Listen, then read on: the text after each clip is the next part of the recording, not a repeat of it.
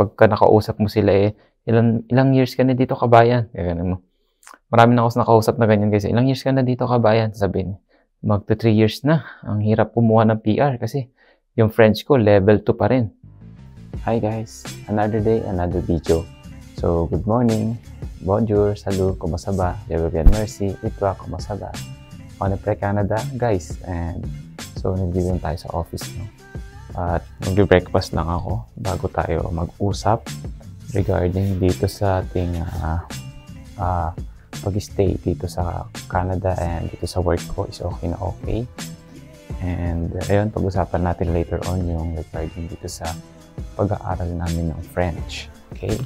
So, bago natin pag-usapan yan, mag-intro muna tayo, then kuha ko ng breakfast, okay?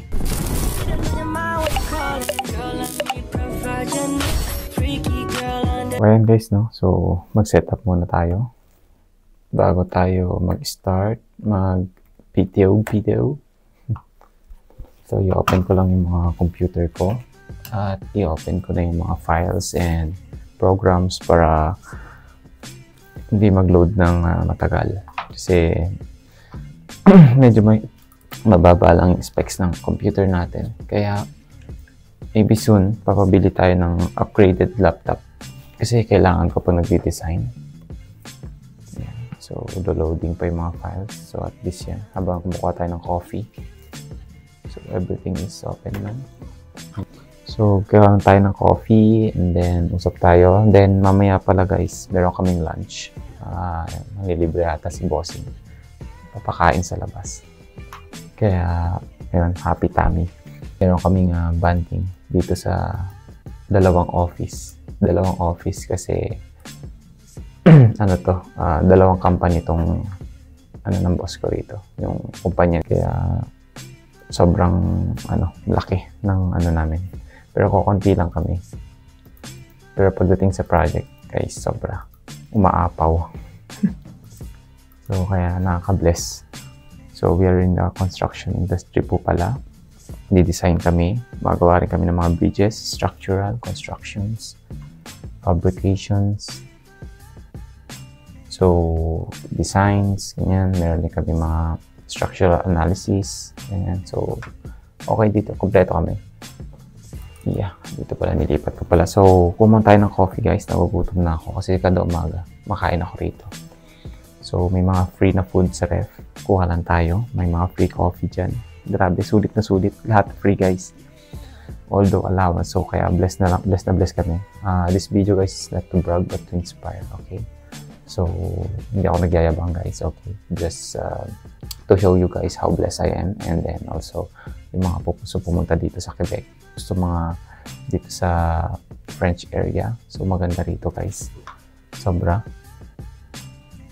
And, ayun. Pumunta tayo. Gutom na talaga ako. Okay. Check natin. Oops, walang water. Wait lang. We get the chocolates.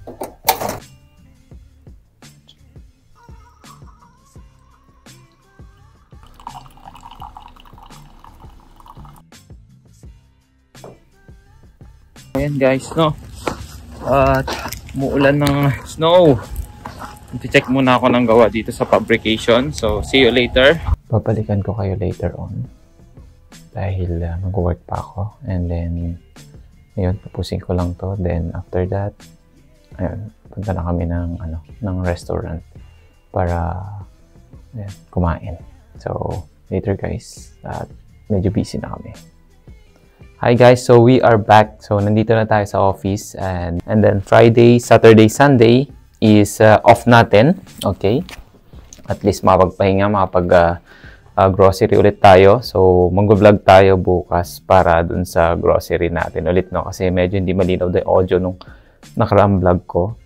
And ayun guys, so masayang-masaya yung kainan namin. Nahihiya lang ako kasi syempre puro sila, iba yung language nila. Sabi nga sa akin kanina okay lang ba kung magsalita kami ng Franse, ng salita namin? Sabi ko, okay lang po, sabi ko. Mas gusto ko nga kasi mas natututo ako pagka ganun At least ina-adapt ko yung mga pronunciations, ganun. So, marami akong klase, pwede akong mapag-aralan habang nagsasalita sila. Sabi ko, okay lang. So, ayoko talaga mag-English din. Mas gusto ko talaga magsalita ng French para sa ganun is yung lalo pang ma-develop yung yung pagsasalita ko ng French kasi maraming advantage guys dito sa Quebec ang marunong magsalita ng French. Katulad nga nung naririnig nyo guys, yung PR. Yes, PR to citizen guys. Napakadali mong ma-achieve niyan once na marunong kang magsalita ng Francais. So, kinausap ako ng amo ko at ayun, nag-usap kami kanina dito sa office, no? So, okay. Enroll nila kami ng French class. So, hindi ko alam kung online or physical.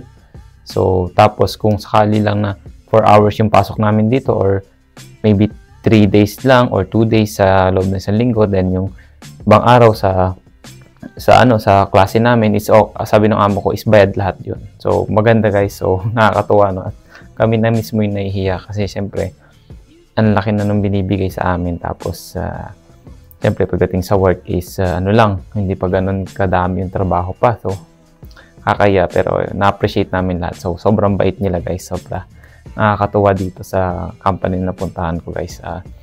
Lahat napakabuti nila. Although, caring sila.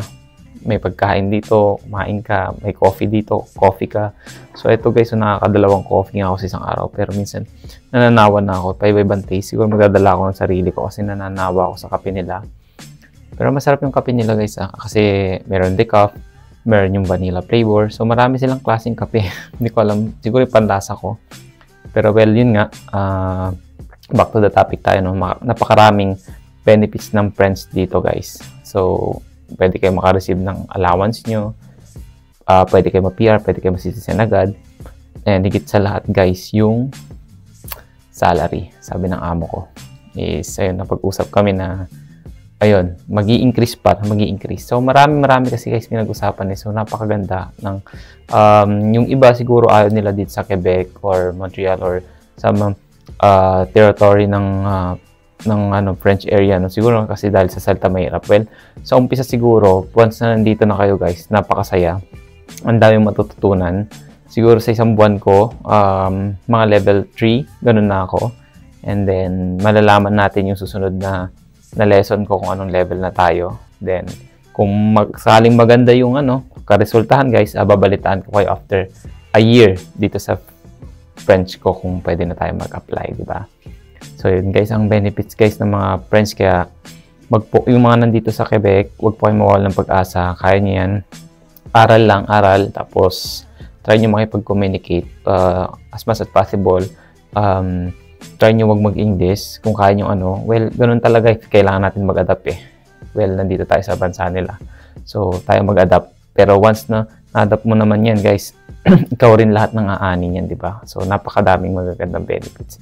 Well, ito nga guys, no, itong video na ito is not to brag, but to inspire guys, no, para malaman nyo lamang po kung anong klaseng buhay meron ako dito sa Canada, Quebec. So, ito po yung buhay ko guys. Ito ako sa office. Well, ako lang lagi natitira dito. Sa umaga, ako yung nag-open. Meron akong key. Pinagtitiwalaan tayo. Kaya naman, okay na okay guys, no? So, sa lahat po ng mga papunta pa lang at nangarap punta ng Canada, well, hindi pa po huli ang lahat. Marami pong hiring, lalo na po dito sa Quebec. Napakadaming hiring po, mga skills worker. Tier 1, Tier 2, Tier 3, even the 7, 6 po, mga machine operator, food attendant, food counter. Ang dami ko po nakikitang post and meron din po ako mga nakakausap sa labas. Siya nga pala, speaking of nakakausap sa labas, no? Meron tayong mga Pilipino na nakakausap and ayun nga po agad yung bungad nila. Yung pagka nakausap mo sila ilang years ka na dito kabayan? Kaya ganun mo. Marami na ako nakausap na ganyan guys. Ilang years ka na dito kabayan? Sabihin, magto 3 years na. Ang hirap kumuha ng PR kasi yung French ko level 2 pa rin. Di ba?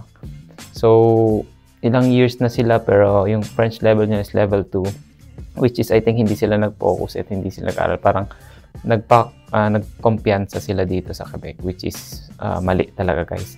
Sa totoo lang, kailangan talaga natin aralin yung kanilang language. So, yun lang po yung vlog na ito guys. I hope na meron kayo natutunan sa vlog ko na ito.